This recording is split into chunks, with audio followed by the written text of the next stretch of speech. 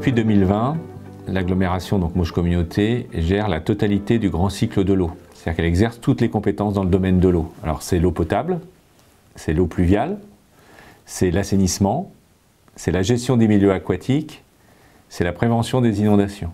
Donc on englobe à la fois le petit cycle et le grand cycle de l'eau.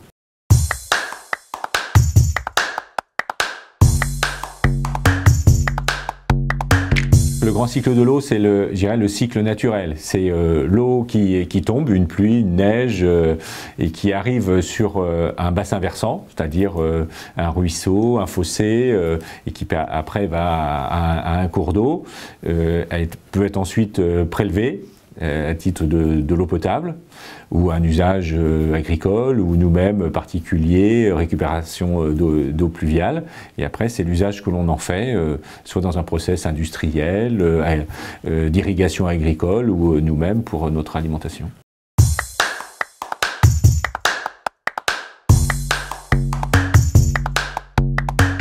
Ce qu'on perçoit, c'est qu'il y a quand même le dérèglement climatique.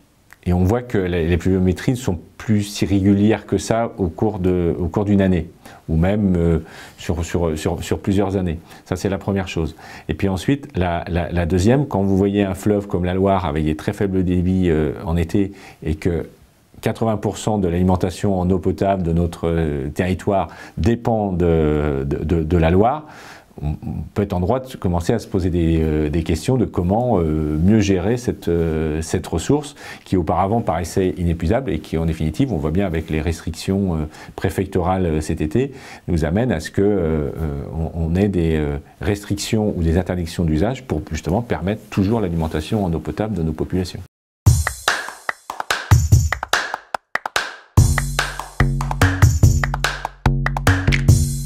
Il y a trois catégories d'usagers. Vous avez le particulier, vous avez les industriels et vous avez le monde agricole. Ce qu'on constate, c'est que je dirais sur le prélèvement eau potable, c'est l'usager particulier et l'industriel. L'agriculture prélève surtout de l'eau brute directement au milieu naturel.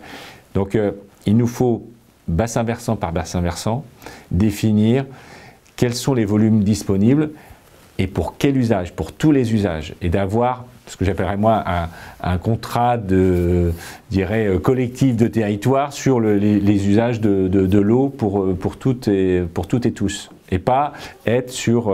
très souvent, on cloisonnait les usages de l'eau. Et là, il nous faut... je pense que la prise de conscience de cet été 2022, c'est vraiment d'avoir cette vision globale de tous les usages.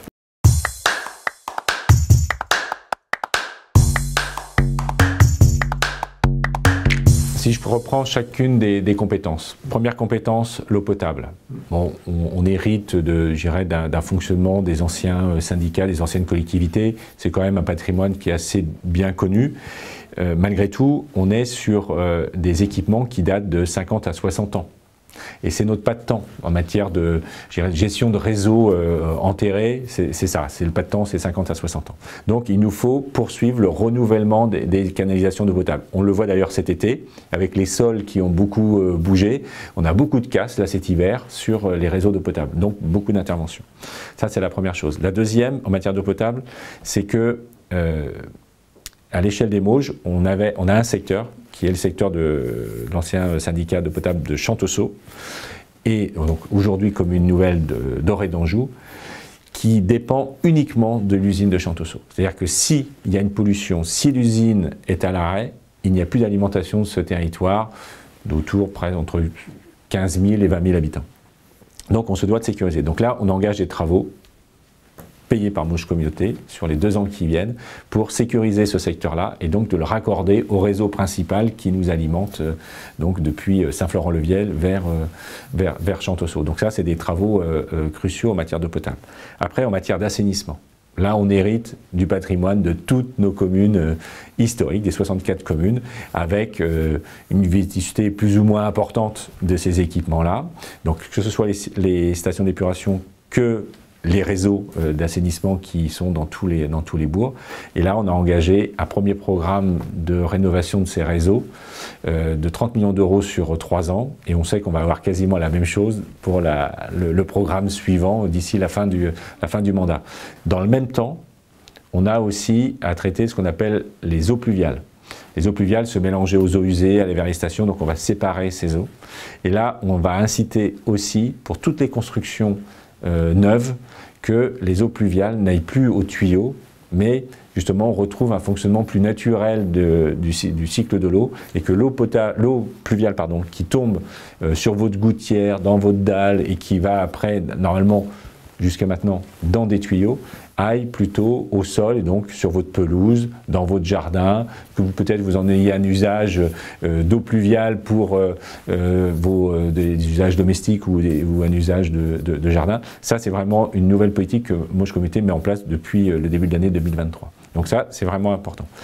Après, sur les autres problématiques que sont la gestion des milieux aquatiques, là, on travaille étroitement avec les syndicats de bassins versants, avec l'objectif de les soutenir dans l'élaboration de leur contrat territorial eau, où là, c'est la restauration des bassins versants, des petits cours d'eau, des ruisseaux, de retrouver justement un fonctionnement plus naturel de ces cours d'eau. C'est un chantier très important avec la totalité des syndicats de bassins versants.